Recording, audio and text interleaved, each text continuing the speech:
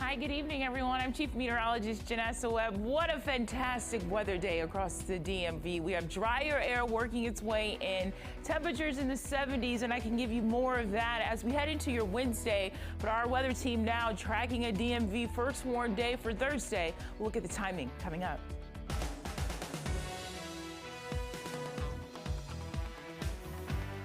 But the first thing I think is my kid. I need to cover my kid. Tonight at 9, new cell phone video of a shooting and police chase across county lines. A witness speaks exclusively with DC News Now. What she believes could have spared her and her daughter from a traumatic close call. It's extra emotionally stressing because I got to worry about how my daughter feels. A D.C. mom says a district program that's supposed to help her find housing left her in limbo for years. A live report with a new push to make sure other people don't slip through the cracks. Also, a dramatic drop in crime leads Prince George's County to extend its youth curfew. But for how long? We've got the full report just ahead. Good evening, and thank you so much for joining us for DC News Now at 9. I'm Tasmin Mahfouz. Hi, everybody. I'm Chris Flanagan. Our top story tonight, a Falls Church woman speaking out and sharing a video she took when a wanted man opened fire near police officers. Investigators say Ricardo Singleton led officers on a chase from Arlington to Fairfax County and then fired several shots. Police credited this witness's video with helping them in the investigation. And now that witness is speaking exclusively with Northern Virginia Bureau reporter Max Marcilla. He joins us live from Arlington Boulevard, right near Graham Road, the scene of the crime. Now, Max, Melanie Bailey tells you she hasn't slept well since last Thursday. No, and neither has her 16-year-old child, who was also in the car with her at the time of the shooting. But they wanted to speak today because they hope that this incident can spark some change so fewer people go through, see the things and hear the things that they heard and saw that day. And just a warning that some of the video, it can be tough to watch. I went through it, I experienced it, but I just still don't believe that it happened. Like, how could this happen? As Melanie Bailey shows us this video, the emotions of that scary night come right back. Bailey was in her car when she noticed a heavy police presence. She took out her phone and had no idea what would come next. Oh my God, get down, he's got a gun, get down, he's got a gun. One after another, the sound of shots rang throughout the area. Police were chasing after this man, Ricardo Singleton. He's currently behind bars and facing several charges in 2 jurisdictions, including attempted malicious wounding on a law enforcement officer.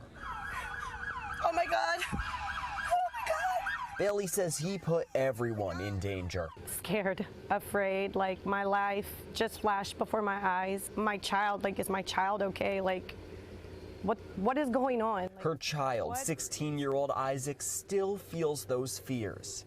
I'm scared.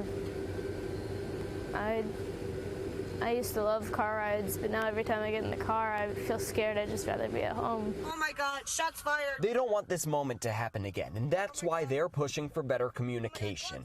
In an incident like this one, where police are in pursuit of a potentially dangerous suspect for hours, Then you see the gun. they want an alert sent out, like an Amber Alert, they say. So the cops could get things done faster, get the suspect quicker, and more people wouldn't go through what I went through. Had they had sent that, I would have been home. They say tweets from police are helpful, but a direct alert to those in the neighborhoods affected could prove more effective. In the end, they just want fewer people to see what they saw. I don't know how to put it all in words other than fear and trauma. Now, as far as Singleton, there was supposed to be a bond hearing set this morning, but prosecutors say the defense withdrew the motion. We went to the courthouse and obtained court records, and they show that the magistrate denied bail for Singleton for 2 reasons. First, they believed he could be a danger to the community, but also they feared for the safety of his girlfriend because court records show he apparently went to his girlfriend's house with the firearm from the crime. Reporting live from Falls Church, Max Marcilla, DC News Now. Such harrowing video. Max, thank you. Meanwhile, all new tonight, unanswered calls and unsafe apartments. That's what a D.C. mom says she dealt with from the district's rehousing program. Marielle Carbone live for us tonight outside the Wilson building in Northwest. And Marielle, they're talking about D.C.'s rapid rehousing program. Advocates argue the district's leading housing program just isn't working. Yeah, that's right. You know, this program is intended to help families that are experiencing homelessness or about to experience homelessness by helping subsidize their rents for private market homes. But critics of this program say that it has been a failure, and that is leading to potential changes in how it all works. It's strenuous mentally and emotionally. For the last few years, Tamara Coates has moved from couch to couch. I was living with friends, family. Coates became homeless after losing her job in 2019. Since then, she's been searching for a safe place for her and her daughter to live. That's emotionally stressing alone. With me being in the homeless category, it's extra emotionally stressing because I gotta worry about how my daughter feels. That stress is why she finally made the decision to connect with the district's rapid rehousing program. But she says the stress didn't end there. When you have somebody who's supposed to be helping you, not helping you, it seems like they basically totally against you. That's another emotional stress. The program provides rental assistance and services for those at risk of being homeless for 12 to 18 months, depending on the situation. And that includes a security deposit, first month's rent, and mandatory case management. But Coates has spent the last 2 years in limbo with rapid rehousing. She says there was delays and a lack of clear communication from her case manager. She was temporarily cut from the program and missed out on available apartments. No response from that. And she says the ones suggested to her are often in unsafe areas with poor living conditions. I'm not going to take my daughter there. What we hear the most is that people don't feel like they ever had a chance to succeed in the program. Amber Harding is with the Washington Legal Clinic for the Homeless. She says Coates isn't alone in her experience. There's not a question anymore that it is a failing program. And it's a failing program not because families aren't trying. Harding says there are major problems with DC's rapid rehousing program. For one, the program is time limited, meaning after your 12 to 18 months, the district can cut you, which she says leads to a second problem. People often can't afford their rent after they lose their subsidy, leading to eviction. It's unrealistic to expect a case manager to move someone from being on welfare to earning $70,000 within a year. It's why council is introducing this legislation, the Rapid Rehousing Reform Amendment Act of 2022. It ensures no family pays more than 30% of their income to rent, makes case management optional, and makes permanent and targeted affordable housing vouchers more accessible. It will dramatically reform the program, and the program will actually have a chance of being successful. For weeks, DC News Now has reached out to the Department of Human Services with multiple requests for an interview or comment, but did not receive one. And now Coates says she's been working more closely with the supervisor in the program, and that seems to be helpful. So she's hopeful that she will find housing soon. Now, there is a public hearing on this proposed legislation that is set for next week on Thursday at 10 a.m. And if you want to speak at that, you have to register for that. It is virtual, and you'll want to register by this Thursday, the 13th. Reporting live downtown, I'm Marielle Carbone, DC News Now. All right, time now for a check on the forecast with Chief Meteorologist Janessa Webb. And Janessa, we've got rain coming later this week. Yeah, we do have a transition that is about to happen. I can give you guys one more day of kind of that clearing tomorrow morning and then the increase in clouds by tomorrow afternoon. Today, it did show out weather-wise across the DMV. Just lovely weather as drier air continues to filter in. 74 official high, so slightly above average for this time of year. Look at Baltimore, 75 out towards Hagerstown in the lower 70s, and we're going to continue to cool off for tonight, and the clearing and limited cloud coverage really not going to keep us insulated. So it should be a lovely evening as you are stepping out tomorrow morning. We're going to continue to watch high pressure really dominate the game, but it is starting to track towards the east. We are awaiting the arrival of our next storm system, and right now it is sitting out towards Chicago, Northeast Ohio, and Detroit. So it's going to take its time time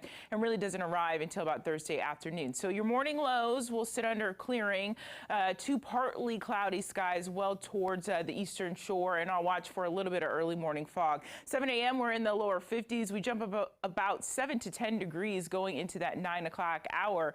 And you know what? We are still looking at highs tomorrow afternoon in the lower 70s, so slightly above average. Now, this is a strong cold front that's going to allow for a DMV first warn day, damaging winds, and a possibility of some flooding rain. We'll look at that forecast coming up. And an update out of Maryland tonight. Prince George's County is extending its youth curfew until the end of the year. The county executive, Angela Alsobrook, says crime dropped dramatically in the last month, and kids are staying home late at night. But it's not just the curfew. Alsobrook says there's more to the strategy. We have additional overtime. Our department came up with various strategies going into apartment complexes and other places around the county. So it wasn't just the curfew. So tonight we went to the mall at Prince George's in Hyattsville and asked people what they thought about the curfew extension. Dave Laval joins us live near the mall. And Dave, you talked to a couple who see the difference. Tusmeen, we are at the Giant Shopping Center located across the street from the mall.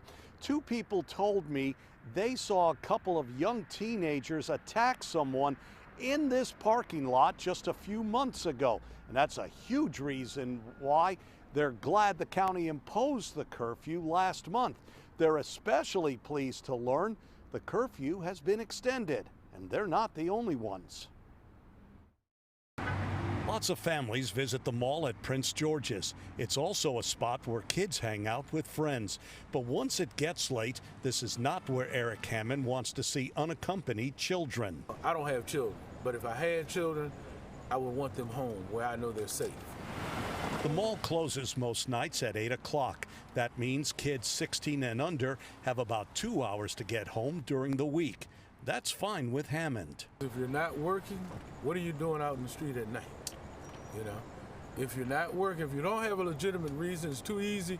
Not necessarily saying they're going to do something, but there's the potential for someone else to do something to them.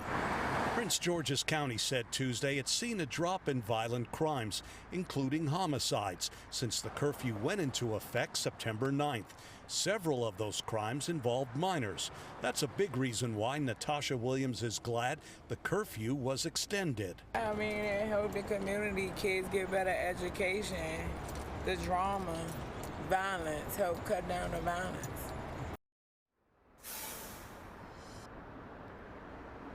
And just a reminder, the curfew is 10 p.m. to 5 a.m. Sunday through Thursday, and midnights to 5 a.m. Fridays and Saturdays. And again, the curfew will be has been extended through the end of the year. We're live in Hyattsville. Dave Laval, DC News Now.